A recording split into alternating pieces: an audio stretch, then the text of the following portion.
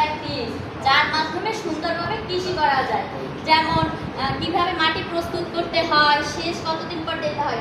এই যে দেখছেন খাতা, এই খাতায় আমি সব কিছু লিখে রাখি। যখন কীটনাশক সার দিই জমিতে, লিখে রাখি যে কতদিন পর দিব।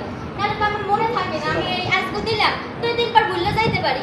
তাইলে আমি যদি সার 2বার ডাবল দিয়ে হালাইলাম, তখন তো আমার কৃষিতে ক্ষতি হইবে। এর লিখে রাখতে হবে সব কিছু, আমিও লিখে রাখি, আপনারও লিখে রাখতে হবে। তারপর জৈব সার ব্যবহার করতে হবে, রাসায়নিক সার কমাইয়া, ঠিক আছে। মাটি প্রতিদিন পর্যবেক্ষণ করতে হবে, কারণ কৃষিখাতের ময়লা আবর্জনা সব পরিষ্কার, আগাছা পরিষ্কার করতে হবে। বুঝতে পারছেন? হায় হায়, এই নইতে মোরও মানা লাগবে, নাইলে মোর কৃষি জমিতে প্রত্যেক বছর বেমালা লস হয়ে যায়।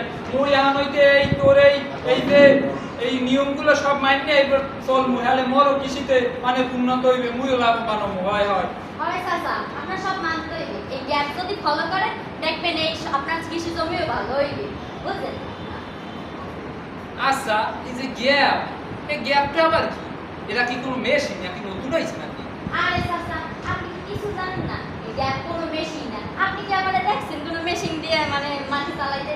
এটা হচ্ছে একটা প্রক্রিয়া। এই গ্যাপের মাধ্যমে আমি এই কৃষি কিভাবে করবো, আমার ভালো ফলন হবে, মানে পুষ্টিকর ফলন হবে, ঠিক আছে, যার কারণে মানুষের স্বাস্থ্য ঝুঁকি থাকবে না। এই গ্যাপের মাধ্যমে আমি জানতে পারছি।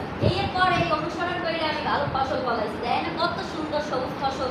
হয় হয়, নইতে আমি ওই গ্যাপ মানবো, এরপর চাষাবাদ করবো, যাতে মোর ফসলও ভালো হয়, উন্নয়ন বাজারজাত করলে ভালো হয়, আমার ফসলের চাহিদা থাকে। আমি এই গ্যাপ মাইনে চলবো। আচ্ছা আচ্ছা, আরো তো আমি জানেন না। আমি এই জানছি কোথায় দিয়ে, আপনি শুনবেন না?